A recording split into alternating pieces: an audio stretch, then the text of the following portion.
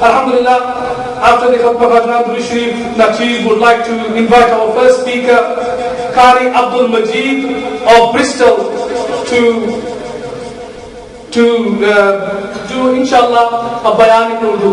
Qari Abdul Majid Sahab of Bristol. Nare Takbir, Nare Risalat, Nare Takbir, Jashn Eid Milad Nabi.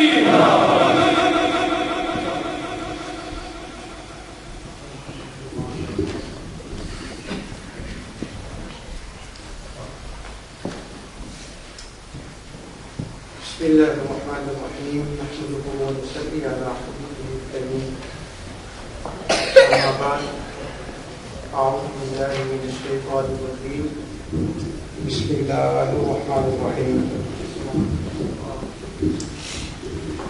سبحان الذي أسرى بعبده ليلا من المسجد الحرام إلى المسجد الأقصى الذي باركنا حوله لنريه من آياتنا إنه هو السميع البصير آمنت بالله صدق الله العظيم. تمام افراد محبت سے درود شریف کا نذرانہ عقیدت پیش کریں.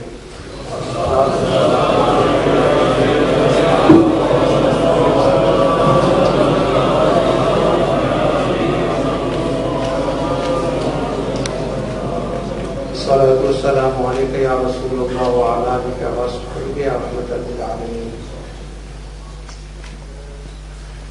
سب سے پہلے میں اللہ تعالیٰ کے حضور دعا گو ہوں کہ اللہ تعالیٰ اس گلشن اسلمیہ کو ہمیشہ ہمیشہ تر و تازہ رکھے. اور مجھے اللہ کے گھر کی امید ہے, اس کی رحمت کی امید ہے ہمیں کہ انشاءاللہ یہ جو گلشن اسلمیہ ہے یہ ہمیشہ تر و تازہ رہے گا. اس لیے کہ درخت اس وقت سوکھتا ہے جب اسے پانی نہ ملے, اور اسے تو اللہ بھو کا حرامہ وقت جو ہے وہ پانی ملتا رہتا, تو یہ سراب رہے گا انشاءاللہ. اللہ عز و جل جو آپ دین کی خدمت کر رہے ہیں, روحانیت کا کام کر رہے ہیں, اللہ تعالیٰ اس میں بہت برکتیں عطا فرمائے.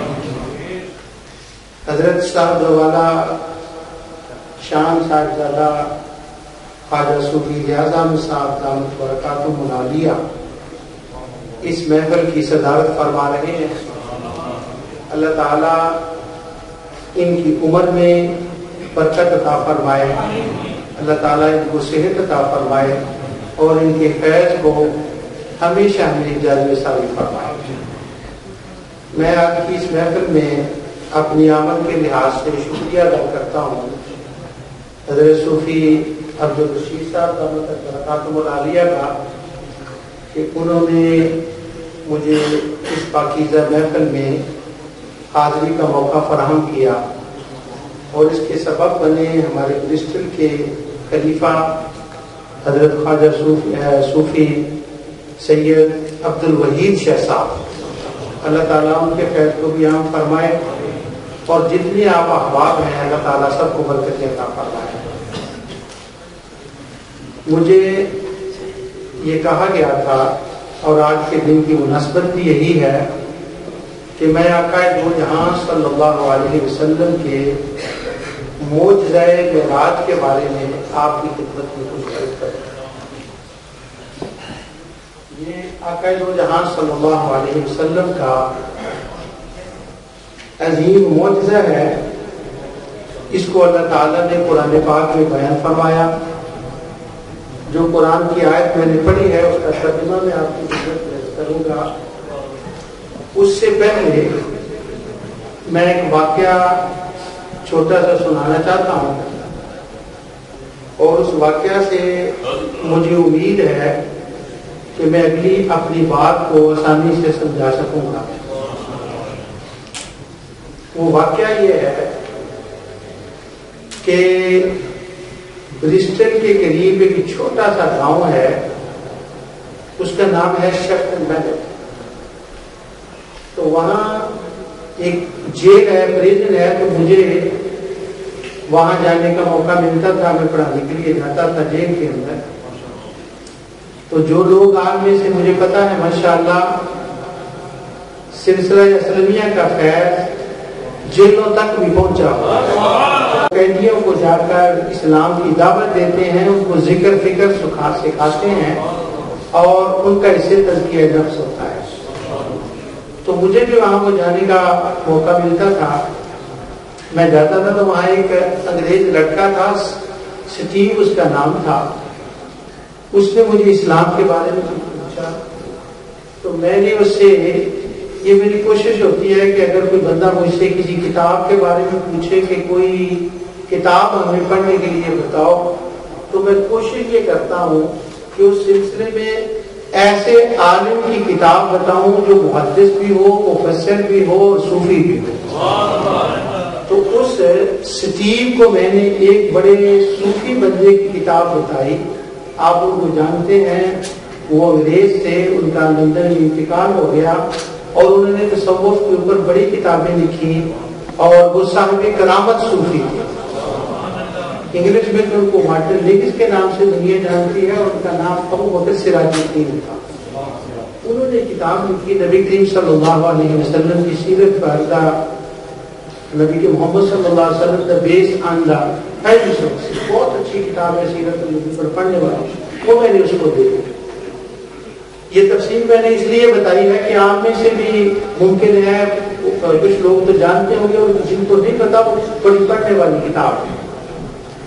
اس نے جب کتاب پڑھی میں نے اس کو دی تو اتفاق ایسا ہوا کہ اس نے سب سے پہلے چیپٹر آف معراج کو پڑھا اور معراج کا چیپٹر پڑھنے کے بعد میں نیکسٹ ویک میں جب گیا وہاں پر جیل کے اندر تو مسلمان لڑکے بھی تھے اور کچھ دوسرے بھی تھے، غیر مسلم وہ بھی آئے.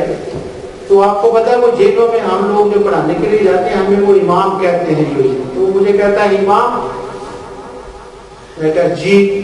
وہ کہتا ہے I want to become a Muslim. تو میں نے اس سے یہ سوال کیا کہ تم کس بات سے کنونس ہوئے ہو کہ تم نے کہا میں مسلمان ہونا چاہتا ہوں. وہ کہنے لگا میں نے جو چیپٹر آف معراج پڑھا ہے نا اس کی وجہ سے میں مسلمان ہوں. اچھا معراج کا چیپٹر تو بہت طویل ہے. میں نے اس کو کہا کہ معراج کے چیپٹر کے اندر وہ کون سی خاص بات ہے جس نے تجھے کنونس کیا کہ تو مسلمان ہو. تو وہ کہنے لگا جو سارا معراج کا پارٹ ہے وہ بھی میں نے پڑھا ہے لیکن اس کا اینڈ پارٹ ہے نا اس نے مجھے زیادہ کنونس کیا. میں نے کہا کیا؟ اب جو اس نے بتایا ہدایت جو ہوتی ہے نا یہ اللہ کے اختیار میں ہوتی ہے. وہ کسی بات کو بھی کسی بندے کے لیے بہانہ بنا دیتا ہے. ممکن ہے کہ کسی دوسرے شخص کے لیے وہ اتنا بڑا امپورٹنٹ پوائنٹ نہ بنتا ہو مگر کسی کے لیے وہ بہت بڑا امپورٹنٹ پوائنٹ بن جاتا. اسی ایک لے پریزن ہے ہمارے قریب ہے تو میں وہاں جاتا تھا پڑھانے کے لیے لے علم میں. تو میں نے ان کو میسج فلم دکھائی تو اس کے اندر کچھ کالے لوگ بیٹھے ہوئے تھے. وہ دیسی جو ورڈ ہے میں معذرت چاہتا ہوں. تو وہ بیٹھا ہوا تھا تو اس فلم کے اندر وہ ڈاکومنٹری میں آیا کہ حضور نے حضرت بلال کو کہا کہ تو اذان دے. اس فلم میں وہ آتا ہے. تو جب اس نے وہ پارٹ دیکھا نا ایک کالا لڑکا مجھے کہتا ہے اسٹاپ اٹ. میں نے کہا کیوں؟ کہتا ہے I want to become a Muslim. میں نے کہا کیوں؟ وہ کہتا ہے محمد سچا نبی ہے. میں نے کہا تمہیں کیسے پتا چلا؟ وہ کہنے لگا he remembered me. تو وہ اب یہ بات کو اتنی ٹف کر دے گی. اب عام بندے کے لیے شاید اس لیے دنیا اس کے لیے بڑی بات ہے. تو میں نے اس سے کہا وہ سٹیو سے شیپٹر میرٹ والے بندے سے انگریز سے کہ کیا بات ہے معراج کے اندر کہ تو کنونس ہوا ہے. وہ کہنے لگا بات یہ ہے کہ جب حضور کو معراج ہوئی نا تو معراج کے وقت مکے کے جو حالات میں نے اس کتاب میں پڑھے ہیں وہ یہ تھے کہ وہ بدبخت مشرک جو تھے وہ نبی کریم صلی اللہ علیہ وسلم کے خلاف بات کرنے کے لیے بہانے تلاش کرتے تھے کہ اگر آج اس نے یہ بات کی تو ہم یہ پروپیگنڈا کریں گے. کوئی بدبخت صاحب، کوئی کذاب، کوئی مجنون، یعنی فضا بڑی خراب تھی وہاں پر. اب معراج ہوتا ہے تو کہنے لگا اس کتاب کے اندر میں نے یہ پڑھا ہے کہ معراج ہوئی تو حضور نے سب سے پہلے معراج کی خبر جو تھی وہ دی حضرت سیدہ ام ہانی، اور ام ہانی نے بھی اس وقت تک کلمہ نہیں پڑھا تھا، کیونکہ ام ہانی کا اسلام قبول کرنا ہم جانتے ہیں وہ فتح مکہ کے بعد، تو وہ فتح مکہ کے بعد ام ہانی مسلمان ہوئی. اس وقت تو ابھی وہ مسلمان نہیں، بس کزن تھی حضور کی، حضرت علی رضی اللہ تعالیٰ کی بہن تھی وہ. بسا اوقات لوگوں کو پھوٹی کہتے ہیں، مجھے کبھی اس بات کی سمجھ نہیں آئی کہ یہ کیا مسئلہ ہے. تو وہ اس نے کہا مکے کی فضا کو دیکھتے ہوئے وہ کہنے لگی بھائی میں آپ کو نصیحت کرتی ہوں، یہ جو سفر آپ نے بتایا ہے نا کہ مکے سے مسجد اقصیٰ اور مسجد اقصیٰ سے آگے آدمی لامکان تک آپ نے مجھے تو بتا دیا، یہ بات کسی اور کو نہ بتایا، کیونکہ لوگوں کے حالات پڑ گئی ایسے وہ تو پروپیگنڈا کریں گے. تو ام ہانی نے ان کو روکا، لیکن وہ کہتا ہے کہ آگے کتاب میں یہ لکھا ہے کہ نبی کریم صلی اللہ علیہ وسلم صبح سے حرم میں آئے، وہاں تمام مشرکوں کا مجمع تھا، تو وہ دور سے دیکھ کر یہ کہتے ہیں کوئی نئی بات، ان کا مقصد تھا ہم پروپیگنڈا کریں. تو جب انہوں نے کہا نا کوئی نئی بات، تو حضور نے وہ واقعہ معراج ان کو سنا دیا. جب سارا سنایا تو وہ صدیق کہنے لگا اگر محمد سچا نبی نہ ہوتا، اگر ان کو معراج نہ ہوئی ہوتی تو تھوڑا سا بھی بندہ غلط ہونا تو وہ بندوں کے سامنے جا کر بات کرنے کی جرت نہیں کر سکتا. وہ جو محمد صلی اللہ علیہ وسلم نے جرت کی ہے نا، میں گواہی دیتا ہوں وہ خدا کے سچے. ورنہ ان حالات میں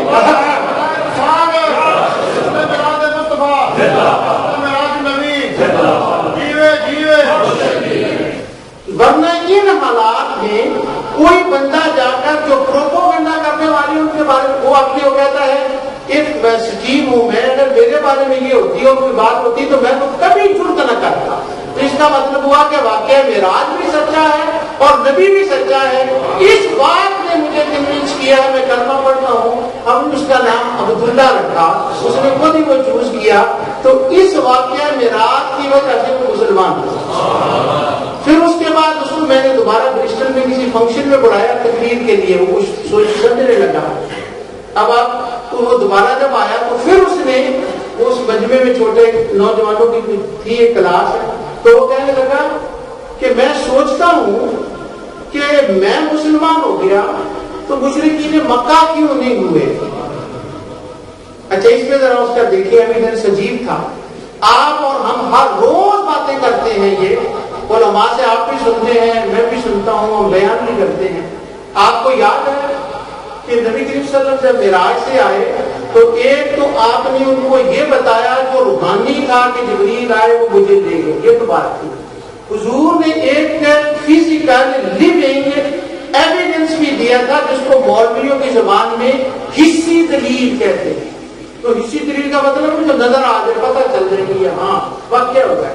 تو وہ کہنے لگا میں مشرکوں پر حیران ہوں کہ وہ مسلمان کیوں نہیں ہوئے، کہ میں نے یہ ایک وہ دلیل پڑھی ہے جو کتابوں میں ہے، صرف میں اس کو پڑھ کر مسلمان ہو گیا ہوں، اور ان کے سامنے تو فزیکل دلیلیں آ گئی معراج کے بارے میں. تو وہ کہنے لگا معراج کے بارے میں نے اسی کتاب میں پڑھا ہے کہ فزیکل دلیل یہ تھی جب حضور واپس آئے تو آپ نے جو ان کو بتایا، بتانے کے بعد فرمایا میں تمہیں حصی فزیکل لیونگ ایویڈنس یہ دیتا ہوں کہ وہ جو تمہارے 3 قافلے گئے ہوئے ہیں نا، ان قافلوں میں ایک قافلے والوں کا میں نے پانی پیا تھا، جب وہ آئے تو پوچھنے کے گلاس خالی تھا. دوسرا لیونگ ایویڈنس یہ ہے کہ میں گزر رہا تھا فلاں جگہ سے، بسرا کے اوپر سے گزر رہا. کہاں سے میں نے کہا کہ میں نے اماندن یہ لفظ بولا ہے، بسرا سے گزر رہا تھا.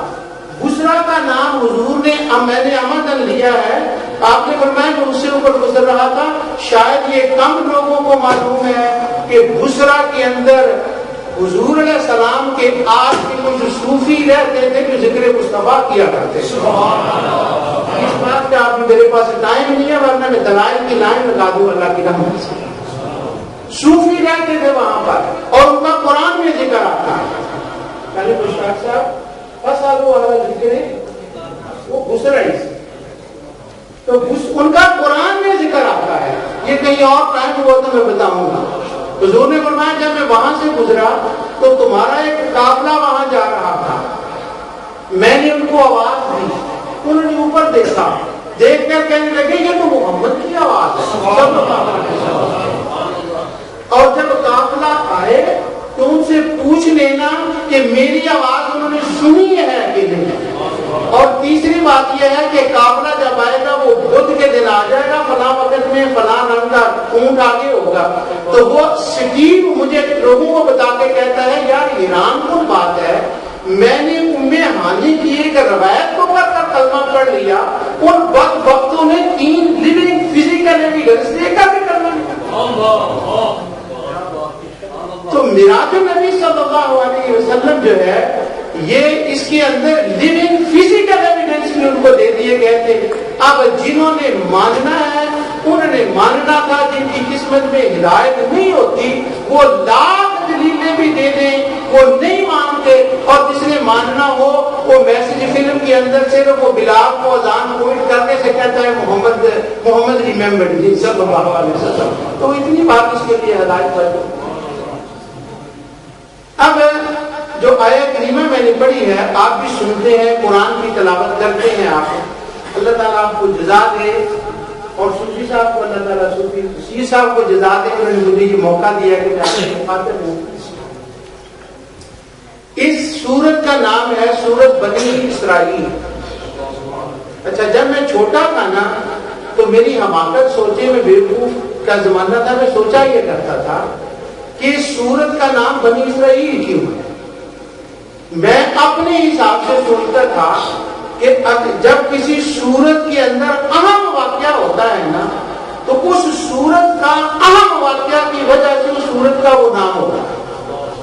اب بقرہ کا نام بقرہ کیوں ہے, صرف وہ قصہ گائے والی بات نہیں, بڑی گہرائی کی باتیں ہیں اس کے, وہ میں نے کہیں بیان کی ہے ساری, وہ یوٹیوب پر ہے ساری, تو وہ کوئی اور بات تھی. تو گائے کی وجہ سے اس کا نام بقرہ ہو گیا. اب آل عمران کا نام آل عمران کیوں ہوا کہ اس میں اہم واقعہ کہ جانتے ہیں جو آپ قرآن پڑھنے والے ہیں کہ سورہ آل عمران کا اصل موضوع جو ہے وہ فیملی آف عمران ہے, وہ حضرت عیسیٰ ہے. ہاں اصل مخاطب ہوئے ہیں, درمیان میں یہودی بھی اور مسلمانوں کے لیے تربیت, تو وہ عمران کا نام آ گیا. مائدہ میں کھانے کی وہ آگے باتیں. تو میں یہ سوچتا تھا کہ بنی اسرائیل کے اندر جو اہم واقعہ بیان ہوا ہے وہ واقعہ ہوا ہے معراج کا. تو اب اسی حساب سے سورت کا نام کیا ہونا چاہیے. میں اسی کا کہہ رہے معراج بھی ہو سکتا تھا, سورت معراج بھی ہو سکتا تھا, سورہ اسراء بھی ہو سکتا تھا. اب اسراء ہوتا ہے وہ میں سوچتا کہ بنی اسرائیل کیوں ہے. تو یہ میری بچپن کی وہ باتیں ہیں جو میں کبھی خواہ مخواہ تھے, کوئی کام نہیں ہوتا تھا سنتا رہتا تھا. لیکن آج میں تھوڑی سی اس کی آپ کو بات بتا دوں. سورت ہے بنی اسرائیل اور واقعہ ہے معراج. ایمان پیدا کیجیے, قرآن کی اس آیت کا ترجمہ سنیے. واقعہ معراج اور سورہ ہے بنی اسرائیل. اس سورت کا یہ نام کیوں رکھا گیا, اور اس کے اندر یہ واقعہ معراج کو کیوں بیان کیا گیا, اور معراج کے واقعہ کی کیفیت کیا ہے. بس یہ 3 باتیں ہیں, اور میں نے یہ اجازت لی تھی کہ یہ 3 باتیں میں کروں گا, اور اس کے بعد میں اجازت لیتا ہوں آپ سے. اللہ تعالیٰ نے قبول فرمائے. پہلی بات, سورہ بنی اسرائیل یہ اس لیے اس کے اندر معراج کا ذکر آیا ہے کہ نبی کریم صلی اللہ علیہ وسلم کے تشریف لانے سے پہلے کم و بیش کئی ہزار سال, یا اگر ابن خلدون کی بات مان لیں تو شاید 4-5 ہزار سال بن جائے یا 10. وہ سائنٹیفک لوگ کہتے ہیں یہ بات درست نہیں, تاریخ کی پتہ نہیں کتنے ہزار سال اللہ کی وحی آتی رہی ملک شام میں, انبیاء ہوئے وہاں پر, نبوتیں ملتی رہی ان کو. عرب میں کوئی نبی نہیں آیا, مسجد اقصی کی چابیاں تھیں ان کے ہاتھ میں. اور کمال یہ ہے کہ اسی سرزمین کے اندر شام میں جتنے نبی آئے جہاں وہ توحید و رسالت آخرت کا پیغام دیتے تھے، ہر نبی نے آمد مصطفیٰ کے درس دیے ہیں مسجد اقصی میں. اگر بات میں نے اپنی سمجھا سکا، مسجد اقصی کے اندر بیٹھ کر، منبر پر بیٹھ کر جتنے نبی اس علاقے میں آئے ہر نبی نے درس دیا ہے آمد مصطفیٰ. اور اگر آپ مجھے یہ کہیں کہ میں مانوی تعریف نہیں کر رہا تو مجھے اجازت دے دو میں کہہ دوں کہ مسجد اقصی میں ہر نبی نے میلاد مصطفیٰ کے ترانے گائے، ان کے آنے کی نعتیں پڑھی. آپ بولے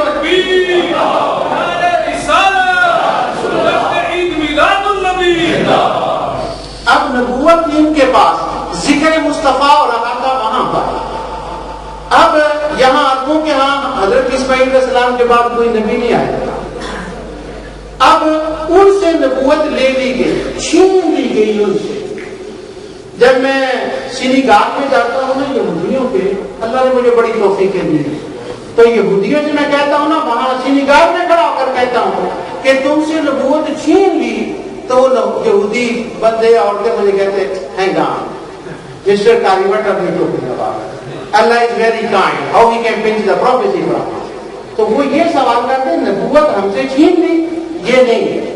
لیکن صرف ایک میں ہنٹس دیتا ہوں، ان کو تو بڑے لمبے جواب ہوتے ہیں، وہاں پر بات ہوتی ہے. اللہ نے ان سے نبوت ویسے بھی چھین لی. ہوا کیا، ان کو نبی دیے، انبیاء آئے، انہوں نے نبیوں کا ادب کرنا چھوڑ دیا، ان کو شہید کرنے لگے. خدا نے فرمایا تم سے میں نبوت واپس لیتا ہوں، تم تو نبیوں کا ادب کرنے نہیں جانتے. پتہ یہ چلا نبوت ان میں رہتی ہے، نبیوں کی باتیں وہ کرتے ہیں جو نبیوں کا ادب کرنا جانتے ہیں. اب نبوت ان سے لے لی. جب نبوت کا معاملہ وہاں ختم اور ادھر اہل عرب کو نبوت دے دی، اب بتانا یہ تھا ان کو کہ اب تم سے نبوت لے لی گئی. یہ وہ منبر ہے جہاں بیٹھ کر سارے نبی آنے والے نبی کا تذکرہ کرتے رہے. تمہیں تو چاہیے تھا کہ سب سے آگے بڑھ کر پہلے تم اس نبی کو مانو. لیکن بدبختوں ہوا کیا ہے، وَآمِنُوا بِمَا أَنزَلْتُ بِهِ، وہ کیا ہے کہ تم پہلے کافر نہیں، وَلَا تَكُونُوا أَوَّلَ كَافِرٍ بِهِ. ارے بدبختوں تم پہلے نہ ہو جانا کہ سب سے پہلے اس نبی کا تم ہی انکار کرنے لگو. نہیں، تم نے اس کے تو ڈینکے بجانے ہیں، اس کی تو نعتیں پڑھنی ہے، کیونکہ تمہارے نبی بھی تو اس کے نعتیں پڑھتے ڈینکے بجاتے گئے. انہوں نے نہ کیا، وہ نبوت ان کو مل گئی. جب نبوت ان کو مل گئی، حضور کو مل گئی، اب ہوا کیا، اللہ نے فیصلہ یہ کیا کہ بیت المقدس کی چابیاں ہیں ان کے پاس. اب جب نبوت ان کے پاس نہ رہی تو بیت المقدس کی چابیاں ان سے لے لینی چاہیے، واپس لے لینی ہے. اب ان کی حکومت وہاں نہیں، حکومت میں ظاہر نہیں کر رہا، ان کی حکومت نہیں رہنی چاہیے. تو جتنے نبیوں نے وہاں بیٹھ کر ان کی آمد کا ذکر کیا تھا نا، اللہ کی مشیت نے یہ فیصلہ کیا میں اس نبی کو مسجد حرام سے وہاں لے جاؤں. وہ نبی مسجد حرام میں بھی آ سکتے تھے مگر نہیں، انہوں نے وہاں بیٹھ کر باتیں کی، وہاں بیٹھ کر ترانے پڑے تھے. فرمایا میں اس نبی کو من المسجد الحرام الى المسجد الاقصی وہاں لے جاتا ہوں، تمام انبیاء کو بلا لیتا ہوں اور سب آ جائیں گے. وہ بنی اسماعیل والے بھی ابراہیم کی اولاد سے ہیں، یہ بنی اسحاق والے بھی ابراہیم کی اولاد میں ہیں، سارے آ جائیں گے. وہاں نبی تقریریں کریں گے، ابراہیم آخری تقریر کریں گے، وہ مصطفیٰ کی فضیلت بیان کریں گے. تو امام الانبیاء کا جو تاج ہے نا، یہ مسجد اقصی بنی اسرائیل کے گھر میں بیٹھ کر نبی کو عطا کر دیا.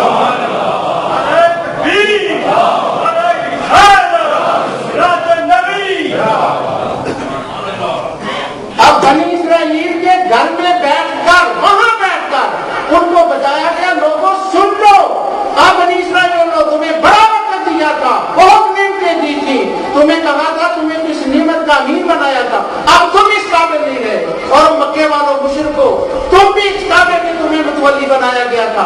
تم نے بھی آمد مصطفیٰ کی باتیں سنی تھی, اسے ہی تمہیں بتایا کرتے تھے, سب جانتے تھے, تم نے اس نعمت کی قدر نہیں کی, لہذا آج تم سے بھی واپس لی جا رہی ہے. تو بنی اسرائیل وہاں جا کر لے جانے کا یہ مقصد تھا کہ اس بنی اسرائیل کا جو مرکز تھا وہاں ان کے سر میں یہ طاقت ہے. دوسری ایک باریک بات میں بتانے لگا, حضرت قبلہ صاحب زادہ والا شان, آپ کی خدمت میں خصوصی عرض کرتا ہوں, بڑی باریک بات ہے. رستے میں آ رہے تھے تو قاری علامہ مشتاق صاحب ابھی جنہوں نے اسکاٹ اینڈ سے میں یہ بات کر رہا تھا, لیکن میں نے انہوں نے بات چھیڑی تو میں نے پوری نہیں کی. میں نے سوچا میں کیوں نہ اللہ والوں کی محفل میں جا کر یہ بات سناؤں تاکہ اس کی روحانیت لطف اور بڑھ جائے. بات میں نے آپ کے لیے روک لی. مسئلہ یہ ہے, موسیٰ علیہ السلام اس دنیا میں آئے, انہوں نے اسی مسجد میں فلسطین میں پورے مصر کے علاقے میں حضور کی آمد کے تذکرے کیے. ان میں جو آپ پر کتاب نازل ہوئی تھی اس کے اندر کچھ احکام تھے جن کو ہم مولوی لوگ کہتے ہیں احکام عشرہ, انگلش لوگ اس کو کہتے ہیں, کیا کہتے ہیں مجھے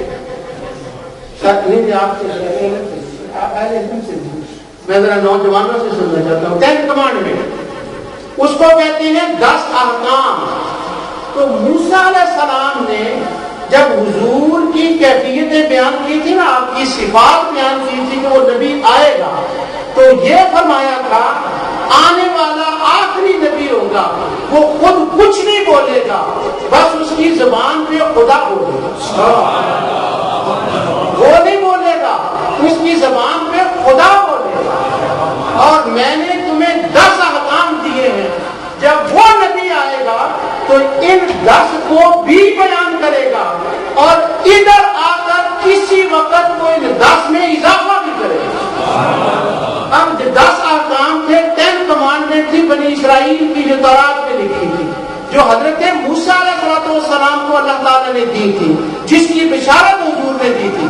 اب یہ سورت بنی اسرائیل جو ہے, جب واقعہ معراج اللہ نے بیان کیا تو پہلی آیت میں واقعہ معراج کو بیان کیا, اور اس کے بعد چند آیتوں میں ان 10 احکام سے بڑھ کر اور احکام بیان کر کے موسیٰ علیہ السلام کی بشارت کو پورا کر دیا. میں بات نہیں سمجھا سکا آپ کو. وہ جتنے احکام تھے نا وہ کسی سورہ بنی اسرائیل کے اندر ریپیٹ ہوئے ہیں. اب جب یہ تلاوت کی گئی لوگوں کے سامنے, یہودی علماء کے سامنے ان آیات کی تلاوت کی گئی, تو خوش وقت وہ علماء تھے. ابھی اسی صورت میں ان کا ذکر آتا ہے, اسی صورت میں ان کا ذکر آتا ہے. ان خوش وقت علماء نے جب وہ سنا نا تو وہ رونے لگے, کہنے لگے یہ تو وہی نبی ہے جس نے 10 احکام دیے تھے, جن میں اضافہ کر کے بیان کیا گیا ہے, یہ تو وہی آنے والا آ گیا. انہوں نے اس سائنس سے مصطفیٰ کو پہچان کر کر کہا. اب وہ لوگ کون تھے اس سورہ بنی اسرائیل کے اندر جن کا ذکر ہوا ہے؟ یعنی یہ بنی اسرائیل کو شیشہ دکھایا جا رہا ہے. جیسے اہل مکہ کے لیے ایک حصی دلیل تھی نا, کیا میں نے لفظ بولا, حصی دلیل فزیکل ایویڈنس تھا, اسی طرح کا ایک فزیکل ایویڈنس جو ہے وہ یہود کے لیے بھی تھا. وہ ہوا جو لمبی روایت ہے, امام بخاری نے اسے, بخاری شروع کرتے ہی اسے تفصیل سے ذکر کیا ہے. فتح الباری میں علامہ ابن اسقلانی نے جو لفظ بخاری کی روایت میں نہیں آئے ان کا بھی ذکر کیا ہے, حافظ ابن کثیر نے ان کا ذکر کیا ہے. وہ یوں ہوا کہ نبی کریم صلی اللہ علیہ وسلم نے کیسر کو خط لکھا کہ میں اللہ کا نبی ہوں تو مسلمان ہوں. جب وہ خط اس کے پاس جاتا ہے, میرا دل نہیں چاہتا میں آگے گزروں, عجیب بات ہے کہ 6 ہجری میں وہ خط لکھا اور اس کے اندر ایک قرآن کی آیت لکھی. ابن حجر اسقلانی تمام محدثین حیران ہیں اس بات کا. وہ قرآن کی ایک آیت لکھی اس خط کے اندر, جو خط گیا تھا کیسر کو, اور وہ قرآن کی آیت خط لکھنے کے ٹھیک 4 سال بعد نازل ہوئی ہے, اور حضور نے پوری آیت پہلے سنی.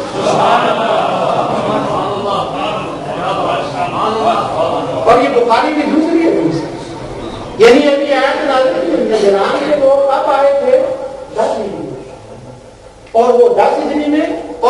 آج خط کے اندر لکھا یا اہل کتاب تعالوا الی کلمۃ سواء بیننا، یہ آج اس خط کے اندر لکھا. دنیا ایران ہے، جب لیکن ایران ہی ایران ہے، کیتا کسی نے کچھ نہیں. ایک بندے نے کیتا ہے کوشش، وہ امام الاولیاء ہے، وہ محیدین ابن العربی ہے، اس نے اس کا جواب دیا. وہ کہتے ہیں بات یہ ہے لوگوں کے لیے قرآن لوگ اس وقت قرآن کو جاننے لگے جب ان کے سامنے آ گیا. مصطفیٰ اس وقت قرآن کو جانتے تھے جب ابھی لوگ موجود تھے.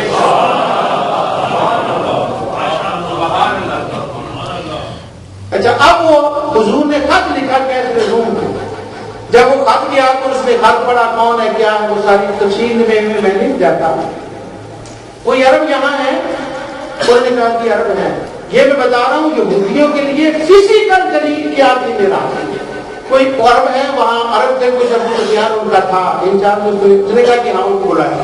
ابو سفیان سے کوئی سوالات کیے، بہت سے سوالات تو بخاری میں ہیں، باقی فتح الباری میں اور کسی ابن کثیر نے اس میں تفسیر کے اندر اسی آیت کی تفسیر میں لکھے ہیں.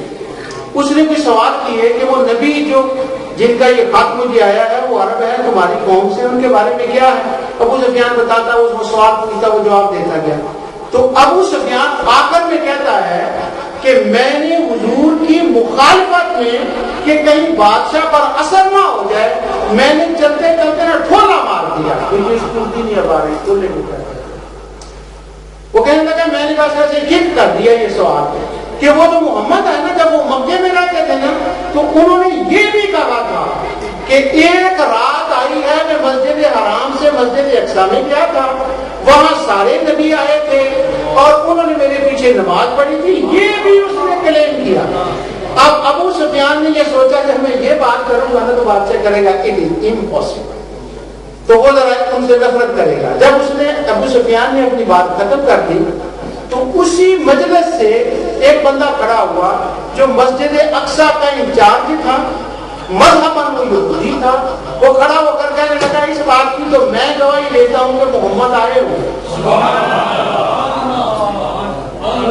وہ کیسے، کس طرح آئے ہوں گے؟ وہ کہنے لگا میں مسجد اصلاح کا اس کا انچارج تھا، میں رات کو دروازہ بند کرنا میری ڈیوٹی تھی، میں ہر روز دروازے کو بند کرتا چلا جاتا. لیکن جس رات کی یہ بات کرنے میں ایک رات ایسی آئی میں نے سارا زور لگایا، وہ دروازہ بند ہی نہ ہوا، میں کھلا چھوڑ کے چلا گیا. جب میں صبح آیا تو خوشبو ہی خوشبو. میں گواہی دیتا ہوں کہ واقعی محمد اس رات آئے.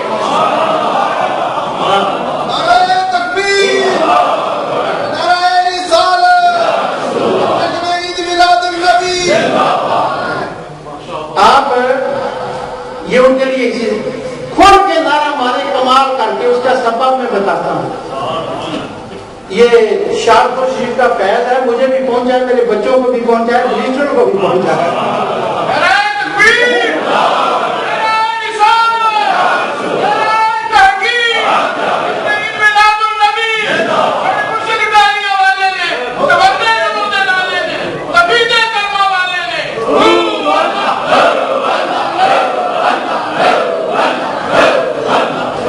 اچھا، میں قسم اٹھا کے کہتا ہوں، ہمارے ایک فاضل دوست ہیں علامہ سعید حسن صاحب فیصل آباد میں، وہ جب کہتے ہیں نا سنی ہو تو سچے ہو تو وہ قرآن سر پر رکھ لیتے ہیں، تو وہ قسم اٹھا کے کہتے ہیں یار تم سچے ہو. تو میں وہ سر پہ نہیں اٹھاتا، میرے سامنے پڑا ہوا ہے، لیکن میں قسم چوک کے کہتا ہوں صوفیو تم ایمان عمل میں سچے ہو.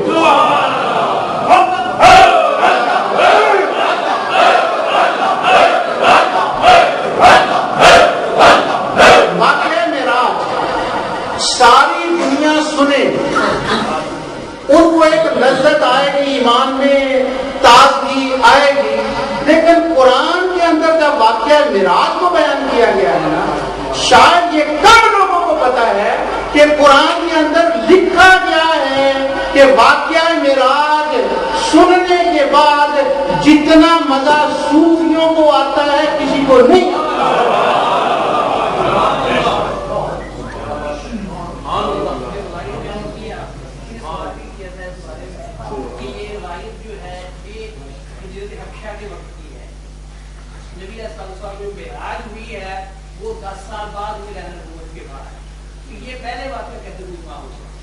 اس میں میں بات نہیں یاد میں بتاتا ہوں. اچھا، یہ قرآن میں بہت کم لوگوں کو اس بات کا علم ہے کہ صوفی معراج کو سنتے ہیں. اب میں قرآن کی سبحان اللہ قرآن کی کمال دیکھیں.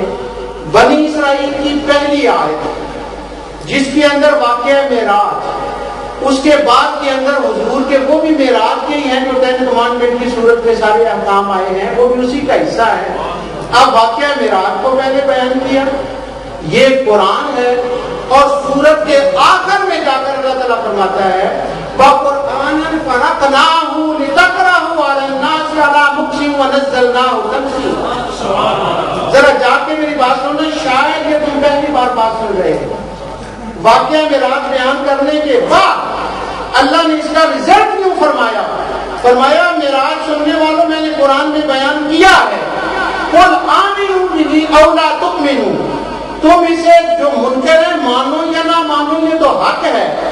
اگر مجھے یاد آپ کو بتانی پڑے گی قُلْ آمِنُوا بِهِ أَوْ لَا تُؤْمِنُوا إِنَّ الَّذِينَ أُوتُوا الْعِلْمَ مِنْ قَبْلِهِ إِذَا يُتْلَى عَلَيْهِمْ. وہ کچھ لوگ ایسے ہیں جو علم والے ہیں نا, جن کو پہلے علم دیا گیا تھا, وہ جب اس کو قرآن کو یعنی اس واقعہ معراج کو سنتے ہیں نا, یخرون للأذقان, آگے کیا ہے, سجدا ویقولون سبحان ربنا ان کان وعد ربنا لمفعولا ویخرون للأذقان یبکون ویزیدهم خشوعا. جب وہ واقعہ معراج کو سنتے ہیں تو وہ سبحان اللہ اللہ ہو کہنے لگتے ہیں, ان کو مدد آ جاتا ہے, وہ رونے لگتے ہیں, وہ گر پڑتے ہیں, وہ اپنے آپ سے باہر ہو جاتے ہیں. ارے خدا کے لیے مجھے بتاؤ یہ ضرور زمین پر وہ کون لوگ ہیں جو معراج کا واقعہ سنیں اور اللہ ہو کہیں, خدا کے نام کا ذکر کریں, آنکھوں میں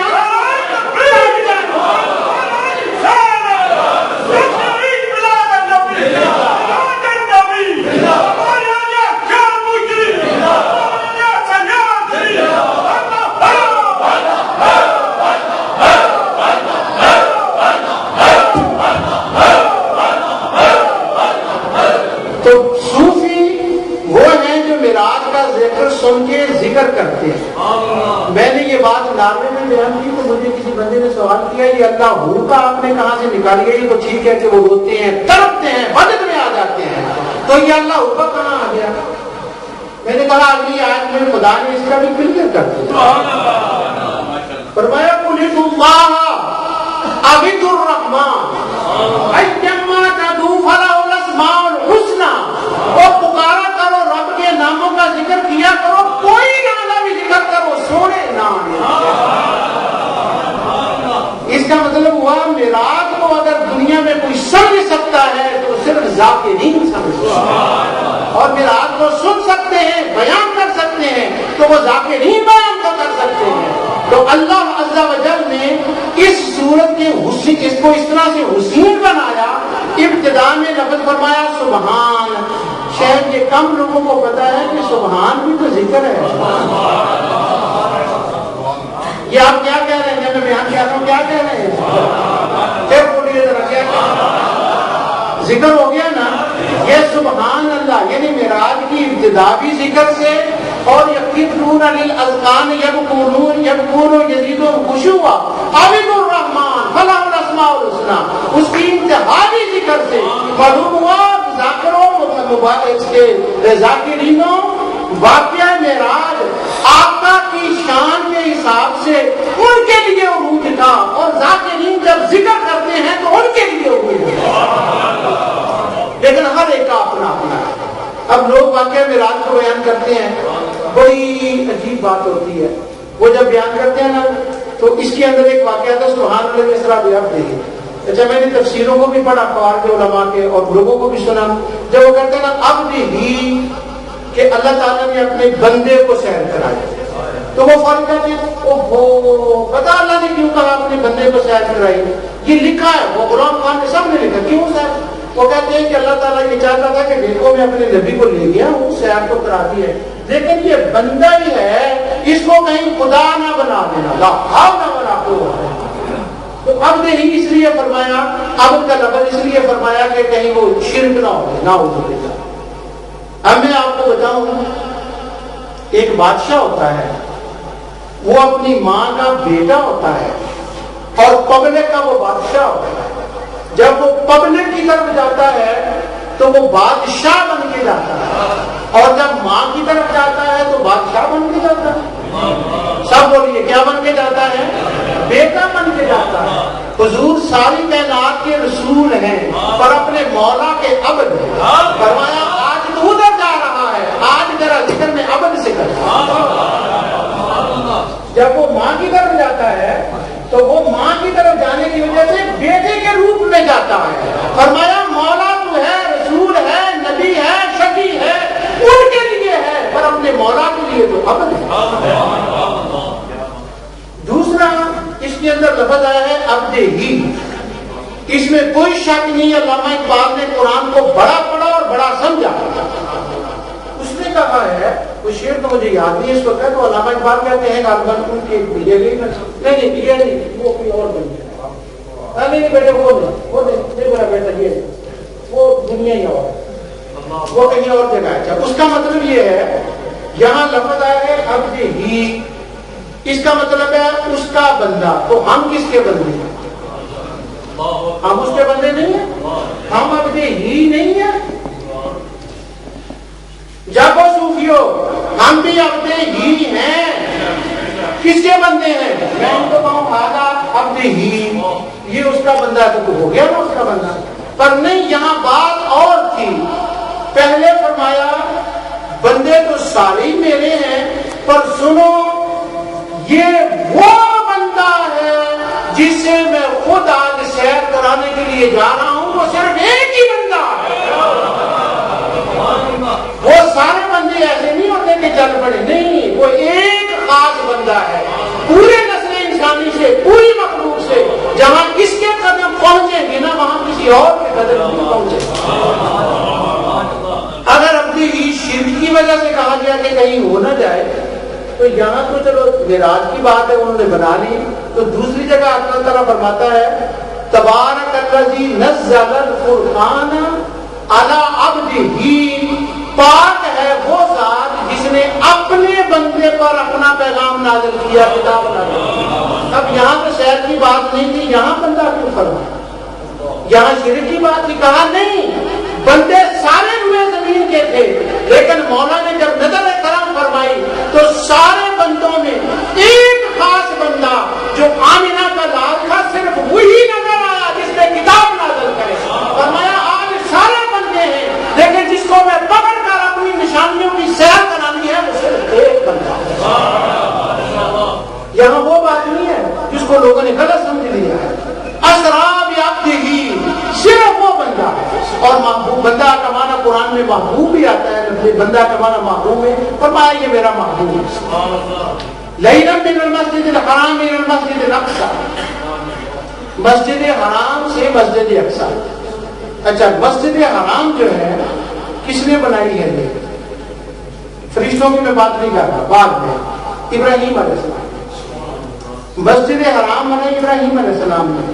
مکے کے لوگ وہاں رہتے ہیں, ان کو اس کے تعارف کی اتنی ضرورت نہیں. کہا مسجد حرام سے, اور پھر جب کہا نا مسجد الحرام ابھی کیا ہے الى المسجد الاقصى, پھر یہاں بات نہیں ختم کی. اس کا ذرا تعارف کرا دیا کہ اللہ بارکنا حولہ, وہ جو اس کا ماحول ہے نا وہ بابرکت. کیا بات ہے, بڑا بدت میں, یعنی مسجد جائے برکت نہیں کہا, نہیں, ماحول برکت ہے. اب اس مسجد کے اندر ہوتا کیا تھا؟ اگر تم خدا کے لیے بھول نہیں گئے تو انبیاء اس کے اندر بیٹھ کر ذکر خدا اور ذکر مصطفیٰ کرتے تھے. اس کی برکت سے پورا ماحول بابرکت بن گیا. تو فرمایا ہاں, جس کا ماحول بابرکت ہے, وہ جس کا گردا گرد برکت ہو, اس کے اندر کا کیا مقام ہے؟ اللہ کی بارک نہ ہو, ہم اس کا ارد گرد. اچھا, مجھے بڑی عجیب لگتی ہے یہ بات. جب ہم تفاسیر کو دیکھتے ہیں نا تو اس میں لوگ بارک اللہ کا مطلب لکھتے ہیں کہ برکتیں کیا تھی. کافی شوقانی کو دیکھیے, سعودیوں کو بہت بڑا مفسر ہے, اس نے کچھ اور لوگ کہتے ہیں بارک اللہ کا مطلب ہے وہاں سمار انہار ہے. مطلب اس کا کیا ہے؟ سمار انہار کا کیا فروٹ اور نہریں وہ کہتے نہیں اتنے پارکاں بڑیاں سن کی کیا سی اتنے پارکاں اتنے کی درخت بڑے سن اتنے آلو بخارے سن اتنے اڈا پڑا ہو جائے. اچھا یہ اس کی تفصیل کرتے باہر آلو بخارے بڑے پارکاں بڑیاں وہ نکے نکے نہراں بھی ہیں. میں سوچنا جی وہ آلو بخارے میں نہراں والی گل سی پھر تے نبی کریم صلی اللہ علیہ وسلم اللہ نے شاید ہالینڈ ایمسٹرڈیم کی طرح ہونی چاہیے تھی بہت ہی نہراں. یہاں وہ نہروں والی کی بات نہیں ہے. اگر نہروں کی بات ہوتی تو انگلینڈ صاحب کے لیے جگہ ہوتی نہ. یہ نقطہ قرطبی نے اٹھایا. وہ کہتے ہیں علامہ قرطبی کہتے ہیں قرطبی کا شاید کئی زیادہ بندے کو نہ پتا ہوگے قرطبی گورا سکالر سی. گورا سکالر کی وجہ ہے گورا. قاضی یاد کون سی گورا قاضی یاد گورا قاضی قرطبی گورا ابو حیان الاندلسی گورا. یار میں صوفیہ بیٹھا خدا دی رحمت ہو رہی ہے مراکش کے وچ 7 اولیاء اللہ نے قبراں نے پورا مراکش کہندا ہے ساری دنیا ایک وسیلہ نے انہاں دے وچوں قاضی یاد بھی ہے. وہ کہندے نے سارے صوفی زمین چوں آئے. علامہ قرطبی کہندے نے کیوں برکت والی جگہ ہے. وہ کہندے نے دیکھو برکت والی اس واسطے کہ اللہ نے اوتھے نبیاں نو پیدا کیتا انہاں نے وحی بھیجی انہاں دی قبراں بنائیاں. امام قرطبی نے کہا جتھے نبی پیدا ہوئے وہ برکت والی جگہ ہوندی ہے. مطلب کہ ذرا مکے شریف لے چلنا جتھے نبی پیدا ہوئے وہ جگہ برکت والی ہوندی ہے. لوگ کہتے ہیں کہ نفل کیوں پڑھتے وسیلے میں اللہ دی بارکنا حولہ. میں مکہ شریف گیا میں نفل پڑھنے واسطے گیا حضور دے جائے بلاتے تھے مقام دے جو بندے میں لوگ وہ مینوں پاگل سمجھا. میں نے کہا تو دیوانہ انت مجنون حالانت مجنون. میں کہا ہاں مجنون اگے اتنے نفل کیوں پڑھنا. میں کہا بارکنا حولہ اور جتنے نبی پیدا ہوئے صرف اندر برکت نہیں ہوتی حولہ کیا دکھے وہ برکت حولہ ہوتی انبیاء علیہ السلام کی پیدائش ہوئی ہے. آپ کو تھے پونے ہوئے. اچھا حضور علیہ السلام میں زیادہ تدریج کرتا لے نوریہ ہوں من آیا. اگلا لفظ کی ہے دو رہ گئے ورڈ ہو بس لے نوریہ ہوں. اللہ نے فرمایا میں کرائی ہے سیر تے وقائیاں نے اپنی نشانیاں. اچھا جس وقت نشانیاں کی گل آئی نا غلام احمد پرویز بڑا جناب ہویا جڑے منکر حدیث نے نا وہ آتا ہے نشانیاں کوئی نہیں. وہ نشانیاں کدھر گئیاں ایسے تو نشانیاں کوئی نہیں ہے. نشانیاں کہڑیاں نے جڑیاں وکھائیاں گئیاں نے. اچھا انہیں صرف چونکہ اتوں ہی پڑھیا سی وہ اگلی نجم نہیں پڑھی وہ بیچارہ حیران ہی تھا. میں اس بحث نہیں جانتا لیکن جانوں گا میں دسنا وہ نشانیاں جنہوں رب فرما لے میں نے نشانیاں ہم نے نشانیاں دکھائیں. وہ نشانیاں کی سن. حضرت ابو بکر صدیق نے پوچھا شاہپور شریف تو تسی ہنے پرس تو آئے ہو اللہ والے کی قبر تو شاید تھانوں میں گل آسانی نال سمجھا سکنا. ابو بکر صدیق نے پوچھا وہ نشانیاں کیا ہیں. امام مسلم نے حدیث لکھی. امام مسلم نے لکھی بابر بنا کے حضور نے فرمایا میں نے قبر موسیٰ کو دیکھا. وہ نشانی کی ہے قبر موسیٰ. لوگ کہتے ہیں قبراں تے کی لین جاندے ہو. یہ دسو حضور نو جو مکیوں سد کے سیر کرائی سی رستے وچ وقایا نشانی کی سی وہ اللہ والے دی قبر سی. فرمایا نے نوریہ ہوں میں آیاتنا میں قبر وقائی ہے موسیٰ علیہ السلام نے. حضور نے فرمایا تسی حدیث سنتے رہندے ہو میں موسیٰ نو دیکھیا کھڑے ہو کے نماز پڑھ رہے سن. ایسی ایک بڑی بڑی گل ہے میں سوچتا ہوں سا پہلے بچپن کے کہ یہ کیوں فرمایا کہ میں نے موسیٰ کو دیکھا کہ وہ قبر میں کھڑے ہو کر نماز پڑھ رہے. پھر مجھے جا کر کسی اللہ کے بندے نے بتایا کہ تمہیں سمجھ نہیں آتی. بات یہ ہے قبروں کے اوپر جانے والے 2 قسم کے لوگ ہوتے ہیں. ایک وہ ہوتے ہیں جو اوپر سے دیکھتے ہیں کچھ کی نگاہیں تیز ہوتی ہیں وہ نیچے بھی دیکھتے ہیں. بہت سے اولیاء اللہ کسی مزار پہ جاتے ہیں وہ کھڑے نہیں ہوتے جب تک صاحب قبر سے اجازت نہ ملے. یہ تو نگاہ ہوتی ہے اللہ تعالیٰ جس کو ادا کرے.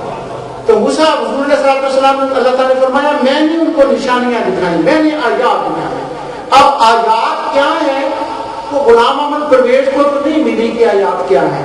قرآن کے اندر آیت کا لفظ جہاں آتا ہے سینکڑوں بار یہ قرآن میں آیت ایت ایت ایت ایت یہ آیا ہے لفظ, آیت ایت یہ لفظ آیا ہے.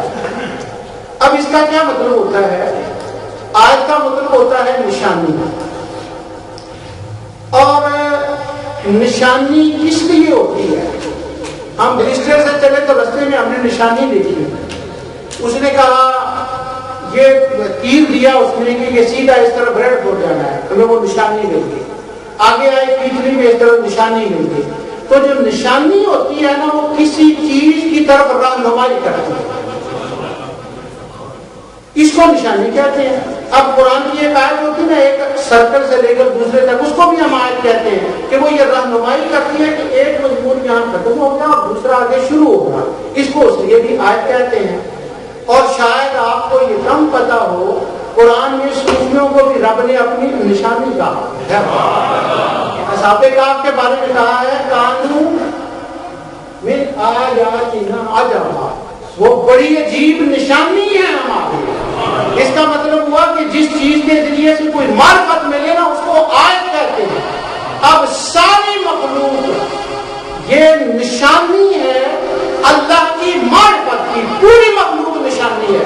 تو اللہ تعالیٰ نے فرمایا لِنُرِيَهُ مِنْ آیاتنا, جو چیز میں نے پیدا کی ہے نا جو میری طرف میری معرفت کی رہنمائی کرتی ہے وہ کوئی چیز میرا آج کی رات چھٹی نہیں, سب کچھ بتا دے. ایک لفظ ہے العالمین, الحمدللہ رب, میری بات کے ساتھ تھوڑا سا اس کا لنک ہے اس لیے میں اس کو لا رہا ہوں. رب ہے تمام جہانوں کا, یہ تم ترجمہ پڑھتے ہیں نا تھوڑا سا اسے نیچے اترے گا. عالمین, عالم کس کو کہتے ہیں؟ وہ کہتے ہیں عالم کا مطلب ہوتا ہے جہان جی بن گیا پر یہاں سے وہ میری بات نہیں آ رہی. عالم لفظ نکلا ہے علم سے, اور علم کہتے ہیں جھنڈے کو, اور جھنڈے کا مطلب یہ ہوتا ہے کہ جس آرمی کا جھنڈا ہو نا وہ پہچانی جاتی ہے کہ یہ فلاں ملک کی آرمی ہے. تو اس جھنڈے سے کسی کی معرفت ملتی ہے. پھر میں کہہ رہا ہوں میں نہیں بات سمجھا سکتا. جھنڈے سے کسی کی معرفت ملتی ہے کہ ہاں یہ فلاں آرمی کا جھنڈا, اس کو کہتے ہیں علم.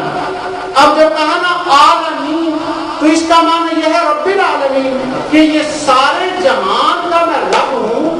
یہ جتنی میری مخلوق ہے نا کسی ایک مخلوق میں بھی نظر دوڑا لو وہ تمہیں میری معرفت میرے ہونے کا ثبوت فراہم کرتی ہے. تو جو علم کا معنی ہے نا قریب وہی آیت کا معنی ہے. تو اللہ تعالیٰ فرماتا ہے کہ نُرِيَهُ مِنْ آیاتنا, ہم نے ان کو اپنی نشانیاں دکھائیں. إِنَّهُ هُوَ السَّمِيعُ الْبَصِيرُ, وہ دیکھتا ہے اور وہ سنتا ہے. یہاں پر لوگ کہتے ہیں سمیع بصیر کا مطلب حضور ہے یا اللہ تعالیٰ ہے. ہاں بات یہ ہے کہ سورہ دہر کے اندر اللہ تعالیٰ فرماتا ہے اِنَّا خَلَقْنَا الْإِنسَانَ مِن نُطْفَةٍ أَمْشَاجٍ نَبْتَلِيهِ فَجَعَلْنَاهُ سَمِيعًا بَصِيرًا, میں نے سارے بندوں کو سمیع بصیر بنایا. اگر سارے بندے سمیع بصیر بنے تو کوئی فرق نہیں پڑتا. تو اگر معراج کی رات انہ وہ سمیع البصیر کا یہ معنی کریں کہ اصل سمیع تو سننے والا وہ ہے, پر آج اپنے یار کو یوں سمیع بنا رہا ہے, اس کو وہ کچھ سنا رہا ہے جو کوئی نہیں سن سکتا. آج اس کو بصیر بنا رہا ہے, آج وہ کچھ دیکھ رہا ہے جو کبھی کسی نے نہ دیکھا ہے نہ وہ دیکھے گا. حقیقی اعتبار سے سمیع بصیر وہ ہے, اور معراج کی رات سمیع مصطفیٰ بھی تھے اور بصیر مصطفیٰ بھی تھے. آخر میں پھر یہ دعا کروں اللہ تعالیٰ گلشن اسلامیہ کو قیامت تک اسی طرح سرد و سازاب کر کے اور شاداب رہے اور ان کا فیض عام رہے. بما علیہ